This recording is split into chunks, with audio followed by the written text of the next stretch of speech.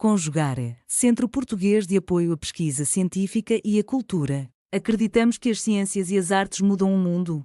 O conhecimento transforma, e isso nos motiva. Sétimo ciclo ibero-americano de diálogos contemporâneos, com o tema História, Cultura e Interdisciplinaridade. Olá, meu nome é Bárbara Oliveira, sou graduanda em Conservação e Restauração de Bens Culturais da Universidade Federal de Minas Gerais e vou apresentar para vocês o trabalho Análise das Condições Ambientais para a Conservação de um Acervo Universitário no Interior do Brasil, que foi desenvolvido por mim e por minhas colegas Karine, Clara, Bianca e Luísa, sob a orientação da professora doutora Eleonora de Assis e com apoio da equipe do Acervo Imagens de Minas. Nosso trabalho foi desenvolvido no Centro de Memória e Imagens de Minas, situado na Escola de Belas Artes, localizada no campus Pampulha, da Universidade Federal de Minas Gerais, que fica na cidade de Belo Horizonte, capital do estado de Minas Gerais, na região sudeste do Brasil, que está aqui em rosa, no mapa da figura 1. Esse é um espaço que abriga um acervo composto de diferentes materiais, como fotografias, cartazes de filmes, roteiros, documentos diversos em papel, filmes, fotografias e equipamentos que fazem parte da cinematografia mineira. Os centros de memória de uma universidade são espaços vivos que preservam nossa história, apoiam o ensino e impulsionam pesquisas. Mas, para que esses acervos durem décadas ou mesmo séculos, é preciso que a gente observe dois fatores ambientais críticos: a temperatura e a umidade do ar do local de guarda desses acervos. São detalhes que fazem toda a diferença na conservação. Quando esses fatores não são devidamente controlados, eles podem variar muito, e isso é perigoso para as coleções, pois essas flutuações no ambiente aceleram a degradação dos materiais e podem criar condições ideais para o aparecimento de pragas, como insetos e fungos, que são muito prejudiciais aos objetos que queremos preservar. Assim, nesse trabalho, nós analisamos as condições ambientais do espaço de guarda permanente do Acervo Imagens de Minas, e nosso principal objetivo foi identificar os riscos que podem comprometer a estabilidade dos itens que temos lá e, a partir disso, propor estratégias de conservação preventiva que sejam viáveis e eficazes. Para fazer nossa investigação, nós utilizamos primeiro a carta psicométrica, apresentada na figura 3, proposta pela pesquisadora May Cassar. Essa é uma ferramenta gráfica na qual cruzamos os dados de temperatura e umidade relativa do ar em um gráfico, para que possamos visualizar claramente se as condições ambientais estão dentro das zonas ideais recomendadas para cada tipo de acervo. Essa visualização imediata auxilia tanto na nossa tomada de decisões preventivas, quanto no planejamento de intervenções corretivas no acervo. Outro parâmetro importante que utilizamos foi o método das isopermas, desenvolvido por Donald Sebera. Como podemos ver na figura 4, o gráfico de isopermas apresenta curvas que também vão relacionar a umidade relativa do ar com a temperatura. Mas essas curvas nos permitem estimar a expectativa de vida útil dos materiais celulósicos, como papéis e tecidos. O trabalho de Sebera nos demonstra que a estabilidade ambiental é mais crítica do que os valores absolutos, ou seja, as pequenas variações desses fatores ambientais, quando controladas, são preferíveis a mudanças bruscas de temperatura e umidade. Na figura 4, podemos identificar duas zonas críticas. Primeiro, a zona de mofo, que ocorre quando a umidade relativa ultrapassa 65%. E segundo, a zona de inflexibilidade, abaixo dos 20% de umidade relativa.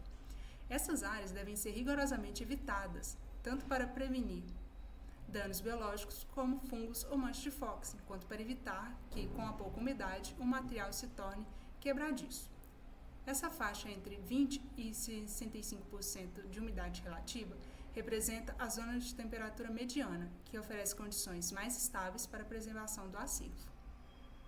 Então, a metodologia que utilizamos para a análise das condições ambientais inclui ensaios de insolação e de ventilação, a coleta de dados climáticos da Estação Meteorológica da Pampulha, no site do Instituto Nacional de Meteorologia, e, para o monitoramento interno, fizemos a medição dos dados de temperatura e umidade relativa, utilizando um datalogger da marca Robo, fabricado pela Onset Computer Corporation. O período estudado foi de 8 de maio a 9 de junho deste ano, 2025.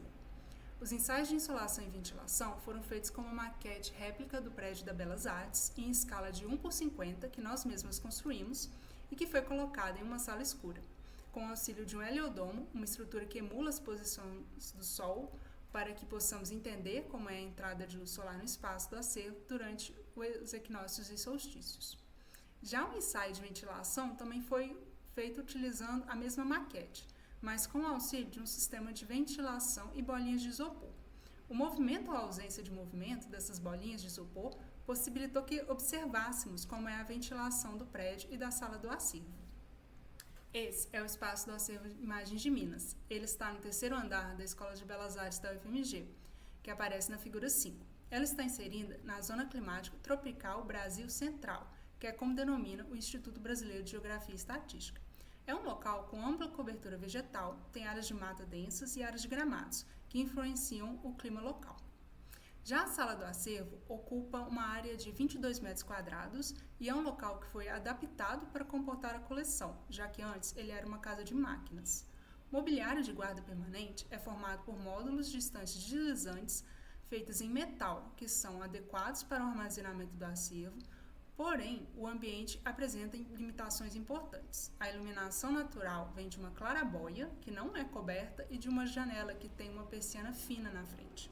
A iluminação principal do local é feita de forma artificial. Porém, pela claraboia incide luz solar sobre o acervo que está armazenado no trainel. Há também falhas na climatização, já que as janelas estão sempre fechadas e o ar-condicionado não funciona. Vamos às discussões dos resultados. Aqui temos um vídeo do ensaio de insolação que fizemos. Nele, vimos a luz solar atingir a janela do acervo entre o período de 1 às 6 da tarde durante o solstício de verão, no qual a luz incide mais na cobertura do prédio. Já nos equinócios, a luz solar incide na sala, aparece por volta das 11 horas, iluminando-a à tarde. Já no solstício de inverno, a luz chega ainda mais cedo, por volta das 8 da manhã, e permanece até o fim do dia. Isso significa que o principal período de maior incidência solar na janela coincide com a radiação ultravioleta mais intensa, que é no intervalo de 11 às 13 por causa da posição do Sol e da menor absorção pela atmosfera, como apontam Greinert e colegas. Este é outro vídeo do ensaio de insolação, que registra a incidência de luz solar dentro da sala do acervo. Como vemos ali na parede direita, a luz solar que entra pela janela, a persiana não é capaz de barrá-la e a radiação solar atinge o acervo que está no trainel.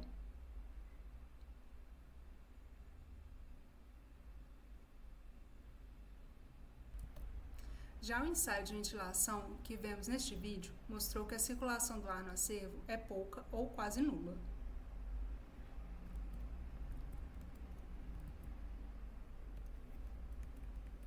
Percebeu-se que a maior parte da ventilação do prédio acontece no pátio central, que funciona como um átrio. O corredor de acesso à sala do acervo contribui muito pouco para a ventilação. Isso pode ser observado pela falta de movimento das bolinhas de isopor nesta área, na qual está a sala do acervo, e pela maior movimentação delas no centro do prédio, representado pela maquete. Podemos então concluir que a circulação do ar no acervo é muito ruim. Agora vamos aos resultados dos dados climatológicos. Podemos ver neste slide as cartas psicométricas que foram geradas quando plotamos os dados de temperatura e umidade relativa do ar. Na carta psicométrica, temos as zonas ambientais separadas por polígonos e cada cor indica a zona ambiental ideal para cada tipo de material. E a linha preta indica a zona de conforto humano. Os pontos em vermelho são os dados que obtivemos. No ambiente externo, plotado na carta da esquerda, figura 8, vemos que durante o período monitorado, as temperaturas permaneceram amenas, considerando a zona de conforto humano. Mas fica visível que a maior parte do tempo, a temperatura e a umidade relativa se encontram fora da zona de adequação ambiental para quase todos os materiais. Já a carta psicométrica à direita, na figura 9, é a dos dados internos, que revela que todas as temperaturas registradas também estão fora dos parâmetros recomendados para a conservação de qualquer tipo de acervo. Se formos comparar os dados externos e internos, observou-se que a amplitude térmica do interior da sala é significativamente menor do que no exterior, o que indica a contribuição do edifício para atenuar as oscilações da temperatura interna. Agora, pelo método das isopermas, na figura 10, a informação que temos é a da durabilidade dos materiais. Os dados monitorados estão situados à direita da curva isoperma 1 e muito próximos da curva 0,33. Isso significa que, se mantivermos as atuais condições ambientais do acervo, os materiais terão uma expectativa de durabilidade inferior a 45 anos. Além disso, podemos ver que a temperatura e a umidade relativa estão muito próximas da zona crítica para desenvolvimento de fungos, que é demarcada pela área verde no gráfico. Isso é um alerta significativo para esse acervo que tem materiais tão sensíveis como papéis e filmes fotográficos. Por fim, analisamos tanto a temperatura quanto a umidade relativa do ar em função do tempo. No gráfico de temperatura por tempo, figura 11, temos a zona ideal em verde, que é a faixa entre 20 e 22 graus Celsius, e a zona crítica, que está acima dos 30 graus Celsius, em rosa. A linha horizontal laranja representa um grau de flexibilidade conforme os estudos de Minkowski, em que se admite uma margem de tolerância até a temperatura de 25 graus Celsius, para ambientes sem climatização ativa, como é o nosso caso. O que vemos neste gráfico é que a maior parte dos registros está acima do ideal recomendado. A maior parte das temperaturas medidas se mantém entre 25 e 29 graus Celsius. Pelo menos, elas não ultrapassam o limite crítico acima do qual o processo de degradação física e química dos materiais é bastante acelerado. Outro ponto a ser observado é a amplitude térmica inferior a 9 graus Celsius, porém ainda muito acima do ideal máximo indicado na literatura, que é de 2 graus Celsius. Sobre a umidade relativa do ar, apresentada na figura 12, temos uma linha de referência em 65%, traçada com base nos limites superiores de tolerância sugeridos pela literatura. Embora o ideal para acervos sensíveis seja manter a umidade relativa abaixo de 50%, em situações sem climatização ativa, como é a nossa, para a umidade relativa do ar também temos um limite de tolerância, que é até 70%. Se passar desse limite, há um alto risco de dano mecânico e de proliferação de fungos. No nosso caso, os níveis de umidade relativa permaneceram abaixo da zona limite para o desenvolvimento de mofo, mas ainda assim acima de 50%, o que indica uma condição que ainda não é crítica, mas que requer atenção e intervenção preventiva para evitar que essas condições se agravem. Chegamos às considerações finais. Então, o que esse estudo mostrou é que as condições ambientais do acervo Imagens de Minas apresentam falhas preocupantes que colocam em risco a coleção. Diante das limitações físicas e orçamentárias da instituição, já que não podemos alterar nem o prédio nem o layout interno da sala, fizemos recomendações de estratégias passivas de conservação preventiva, pois elas são simples e de baixo custo. Como, por exemplo, controlar a exposição solar com a instalação de cortinas blackouts na janela e na clarabóia, que podem ser vistas na figura 13, ali ao final no corredor. Essa medida não exige a remoção do acervo do local, é barata e pode ser feita imediatamente. Como o blackout irá bloquear a entrada de radiação solar, ele também ajudará a reduzir a temperatura interna da sala. Outra medida simples e eficaz é o uso de sílica gel nos armários, já que esse material age como desumidificador, ajudando a diminuir a umidade relativa e reduzindo os riscos de proliferação de fungos. A médio prazo, será necessário garantir o funcionamento adequado do ar-condicionado. No entanto, sabemos que aqui há desafios, pois ele foi instalado de forma inadequada e a universidade não dispõe de tantos recursos financeiros para sua manutenção. Então, enquanto isso não é resolvido, recomenda-se continuar usando os ventiladores para melhorar a circulação de ar e abrir periodicamente o armário deslizante para ventilar o acervo. Para finalizar, gostaria de destacar o quanto essa pesquisa foi importante para entender a real situação da coleção e como ela contribuiu com dados sólidos para embasar o plano de ação a fim de preservar esse acervo que é tão importante para a nossa comunidade. Aqui estão as nossas referências. Obrigada. Realização, Conjugare, Centro Português de Apoio à Pesquisa Científica e à Cultura. NUPAN, Núcleo de Patrimônio, Arquitetura e Memória Fluminense. Programa de Pós-Graduação em Patrimônio, Cultura e Sociedade da Universidade Federal Rural do Rio de Janeiro. Apoio Editora Cravo e Universidade Federal Rural do Rio de Janeiro. Inscreva-se no canal, comente, curta e compartilhe. Obrigado por assistir.